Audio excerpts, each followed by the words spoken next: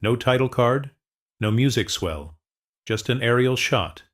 A two-lane highway cutting through pine forest, so dense it looks like the road was carved with a knife. The trees don't end, they just go. Miles and miles of them, closing behind the camera like water. There are places in the United States where the maps say a town exists, and when you get there, it does. There are streets, there are houses, there are people going about their lives, but something is off. Not in a way you can photograph, not in a way you can report. It's more like a frequency, something running just underneath the surface of everything. A hum that everyone in that town knows is there and has agreed, without ever saying so out loud, never to mention. This isn't a video about the supernatural. What follows is stranger than that. These are real places. The events that shape them are documented.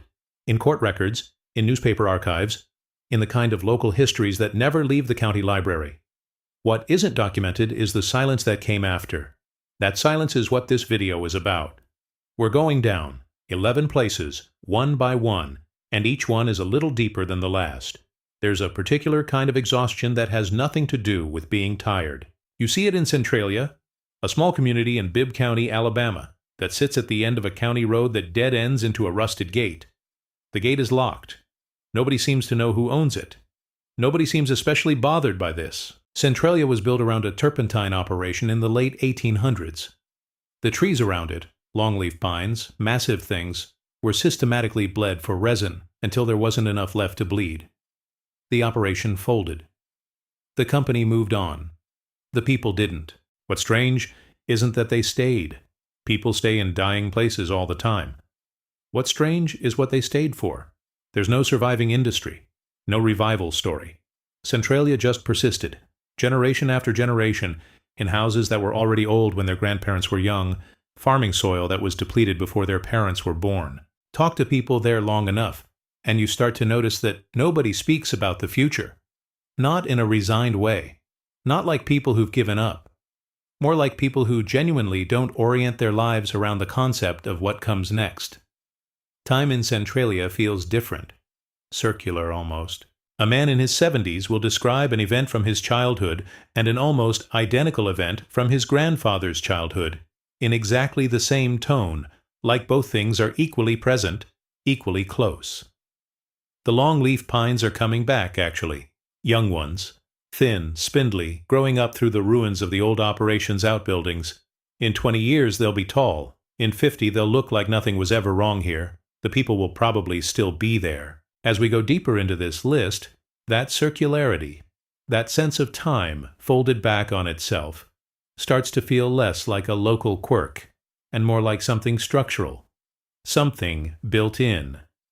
Vidor sits just east of Beaumont, off Interstate 10, and it has a reputation that precedes it so completely that most people who've heard of it have never set foot there and never intend to. For most of the 20th century, Vidor was openly, unapologetically, a sundown town.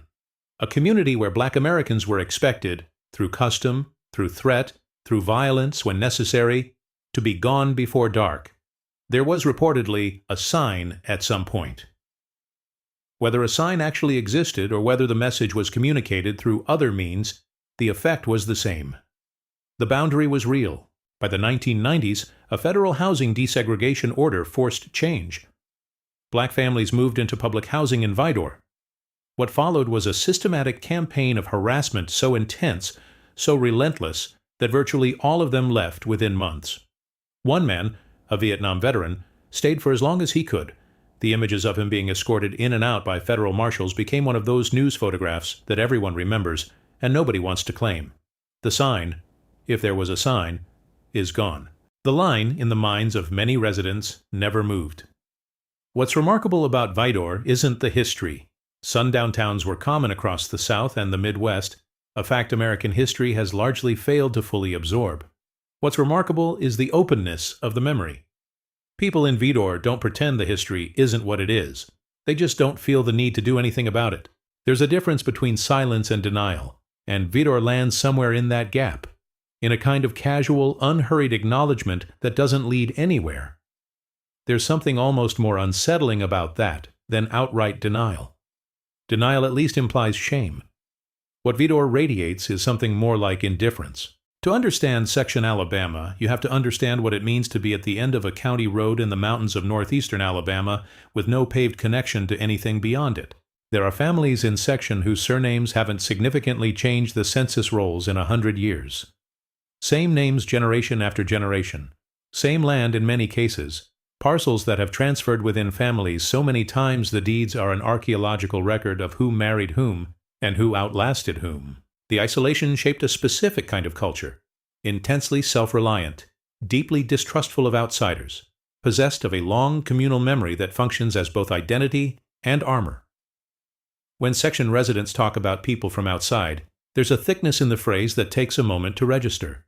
It means something more than geography. The mountains haven't changed. The roads eventually came, but the walls, the invisible ones, are maintained by something older and more durable than asphalt. The next 3 entries share something with Section but push it further, into places where the isolation didn't just create culture. It created something closer to a closed system, one that feeds on itself. Carbon Hill, population around 2,000, sits in Walker County in north-central Alabama. Walker County has the highest rate of black lung disease in the United States. That fact is not historical. It is current. Carbon Hill was a coal town. Everything about it, its grid, its architecture, its social structure, the very way its residents understand themselves, was built around the extraction of coal. The mines began closing in earnest in the 1980s. Some limped into the 1990s. The last significant operation in the area closed in the early 2000s. The miners stayed, and they kept mining in some cases. Small, often illegal operations called wagon mines still dot the hillsides around Carbon Hill. Family operations, essentially, where men dig into seams that the corporations had already bled and left behind. The coal they extract is low quality. The equipment is old. The shafts are unsafe by any modern standard. And the men doing it know all of this. They're not doing it because they have no other options. Some of them have other options. They're doing it because it is, in some deep way, they find difficult to articulate what they are. Black lung, coal workers' pneumoconiosis, causes the tissue of the lungs to harden and darken and ultimately fail. There is no cure. It progresses over years, over decades, silently. A man can work in the mines for 20 years, quit, and spend the next 20 watching his lungs slowly close. In Carbon Hill, there are men doing exactly that, spending their retirement waiting for lungs that stopped being healthy before they did. When you look at Carbon Hill, you're looking at a community that chose its own disease, and the question that image leaves behind, whether that's tragedy or loyalty or something that doesn't have a word yet, that question doesn't answer itself easily. Some buildings carry their history in their architecture. The Wilkinson County Courthouse in Centerville, Mississippi, is white-columned, elegant, and built on a foundation poured during the antebellum period. It has been renovated several times. The columns are new. The foundation is not. Centerville and Wilkinson County sit in the extreme southwest corner of Mississippi, along the Louisiana border. The county was one of the wealthiest in the antebellum South. Plantation wealth, cotton wealth, wealth built on a labor system that held more than half its population in bondage. After emancipation, that wealth didn't disappear. It transformed. The same families, the same land, the same structures of power adapted to new legal conditions. The sharecropping system that replaced slavery in Wilkinson County was, in the testimony of the people who lived under it, functionally indistinguishable from what it replaced in daily material terms. The violence that enforced it was systematic, local, and almost entirely undocumented. Almost. There are court records in Wilkinson County from the late 19th and early 20th centuries that contain the names of black men accused of crimes, convicted by all-white juries, sentenced to convict lease, a system by which the state rented its prisoners to private businesses, including many of the same plantations and lumber operations that had previously run on enslaved labor. These men are named in the records, their crimes are listed, their sentences are recorded. What the records don't contain is any documentation of what happened to them after they were leased out. In many cases, they simply vanish from the historical record entirely. They had families.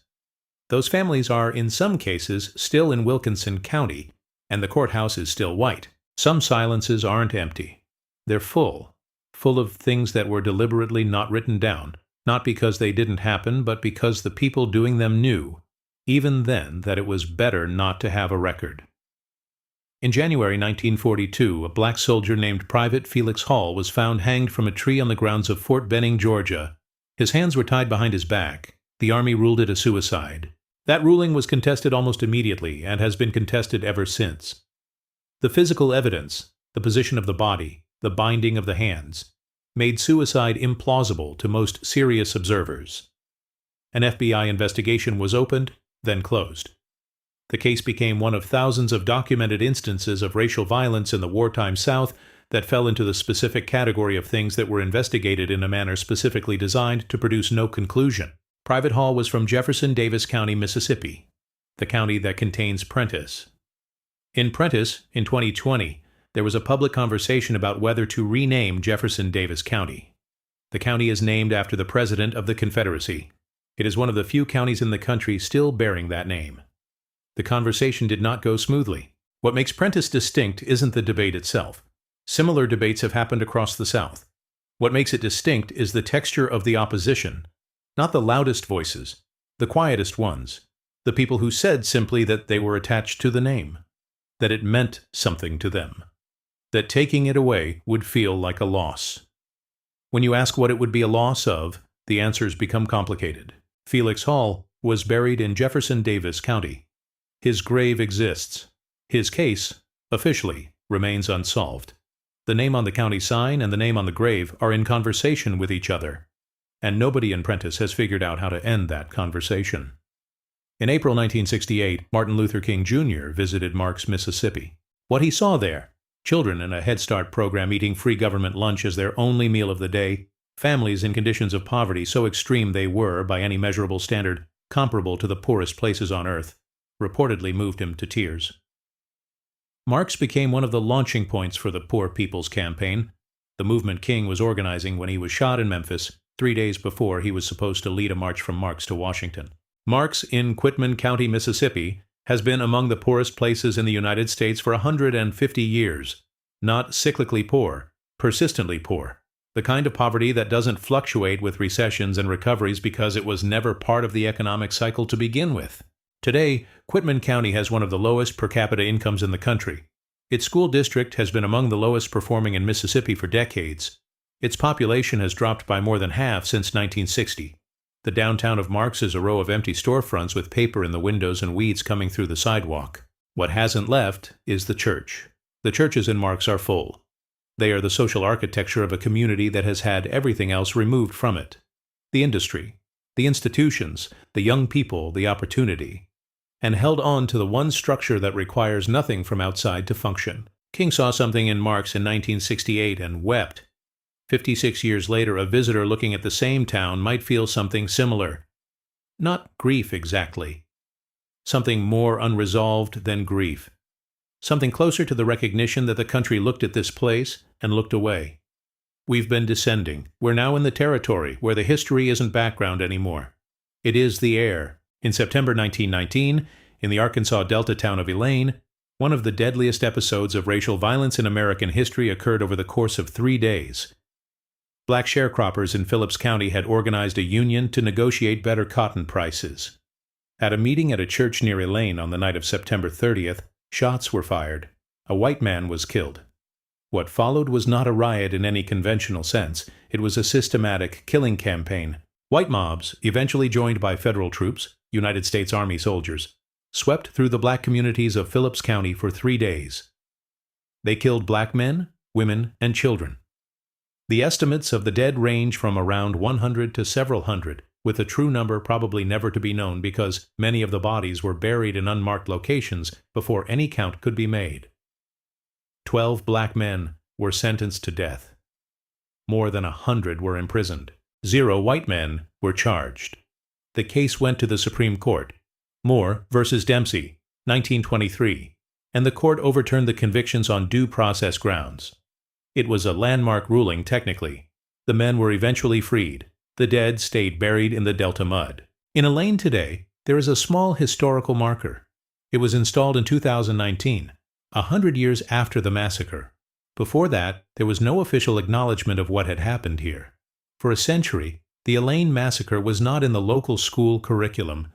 It was not commemorated. It was, in the most literal sense possible, not spoken about. The sharecroppers had been organizing because they weren't being paid fairly for their cotton. That's what started it.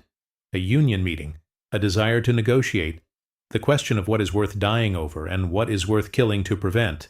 Elaine holds that question in the Delta mud and doesn't let it go. In 2018, construction workers in Sugar Land, Texas, one of the wealthiest suburbs of Houston, a place of manicured lawns and excellent school ratings and the kind of optimistic American prosperity that feels designed to leave no room for doubt, began excavating ground near a middle school. They found 95 bodies. The bodies were black men. They had been buried in unmarked graves, without coffins, in rows. Analysis of the remains showed that many of them had been worked to death. The marks on their bones were consistent with extreme physical labor and severe malnutrition. Some had iron shackles fused into their leg bones. Fused because they had been wearing shackles for so long that the metal had grown into the tissue. They were convict laborers. Prisoners leased to the Imperial State Sugar Company in the early 20th century under the convict lease system, the same system referenced earlier in this video, the one that replaced slavery with incarceration as the mechanism for extracting forced labor from black men in the post-Reconstruction South. Sugar Land had been built, in a literal sense, on these men. The city commissioned a study. There were town halls. The conversation was careful, measured, and, this is the part that stays with you, clearly something that a significant portion of residents found deeply uncomfortable, not because of the history itself, but because of where it was. The discomfort wasn't abstract. It was specific to the zip code, to the property values and the story Sugar Land had been telling about itself. The men have since been reinterred with dignity. There is a memorial planned. Their names are mostly unknown. There are no records of who they were, where they came from, whether they had families who wondered what happened to them. Somewhere in the early 20th century, someone decided that these men's lives didn't need to be documented. That decision has proven, as these decisions always do, to be only partially successful. 95 men, under a middle school, in one of the nicest zip codes in Texas. Take a moment with that. In January 1923, the town of Rosewood, Florida, a small, predominantly black community in Levy County on the Gulf Coast, ceased to exist. Rosewood was not a poor community by the standards of the time. It had black landowners. It had a church, a school, a Masonic lodge. It had families who had built something over generations. It sat a few miles from the larger, predominantly white town of Sumner. On January 1st, a white woman in Sumner claimed she had been attacked by a black man. There has never been agreement on what actually happened. What happened afterward is documented. White men from Sumner and surrounding communities descended on Rosewood. Over the course of roughly a week, they burned every structure in the town. They killed black residents. The count is uncertain, ranging from 6 to several dozen, because, again, the bodies were disposed of in ways that resisted counting. The surviving residents fled into the surrounding swamps and were eventually evacuated by a white train conductor who made the decision, at considerable personal risk, to carry them out. Nobody was ever prosecuted. The land where Rosewood stood was absorbed. The properties of the black landowners were taken, some through purchase at desperate prices, some through simple seizure. The town ceased to appear on maps. Within a few decades, most Floridians had no idea it had ever existed. In 1994, 71 years later, Florida became the first state in American history to pay reparations to survivors and descendants of a racial massacre. The surviving witnesses, then elderly, testified about what had happened. Several of them described having told no one outside their immediate family for decades, not because they didn't know what had happened, but because they had come to understand that the world they lived in had decided that it hadn't. A woman named Minnie Lee Langley testified that she had spent her entire life not speaking about Rosewood. "I tried to forget it," she said. "You can't." The land where Rosewood stood is now mostly private property and forest. The street grid is visible in aerial photographs if you know what to look for. The faint impression of a community's geometry pressing up through the overgrowth. Some towns are abandoned. Rosewood was abolished. There's a difference, and that difference is the weight of the rest of this video condensed into one specific place. There is no single place for number one. That's the point. Every location on this list exists within a larger geography, a region that, more than any other part of the United States, has developed a sophisticated, multi-generational, architecturally complex relationship with the act of not remembering. Not ignorance, not denial, exactly. Something more deliberate and more durable than either. The South has more Confederate monuments than any other region. It also has more civil rights memorials than any other region. These two facts are not contradictions. They are the same fact expressed twice, from different angles. Evidence of a culture that has built competing memory structures so elaborate, so layered, so deeply embedded in daily life, in school names and street names and courthouse plaques and church histories and the specific way certain families tell their stories, that the act of navigating them has become invisible. You don't notice it if you grew up inside it. It's just the way things are. The weight that's been in the room so long it's become part of the floor. The convict laborers under the Sugarland Middle School, the erasure of Rosewood, the bodies in the Elaine Delta mud, the men in the Wilkinson County records who vanish after sentencing, the union meeting that started a massacre, the soldier from Prentice whose hands were tied behind his back in a way the Army called suicide, the black families who moved into Vidor under federal protection and left within months, the miners in Carbon Hill breathing coal dust into lungs that are slowly turning to stone. These are not isolated incidents. They are entries in a single document, a document that was never officially written, that exists only in its effects, in the silences it has produced in specific places where specific things happened and specific decisions were made about how, and whether, to carry them forward. The silence of the South is not absence. Every person who has spent time in these places, who has sat in the quiet of a county courthouse, or driven through a former company town, or stood at the edge of a field where the grass grows differently over certain parts of the ground, every one of them has felt it. Its presence, dense, layered, patient presence. The presence of everything that was decided, once, not to be said. And it's still there, still waiting, not for anything in particular. Just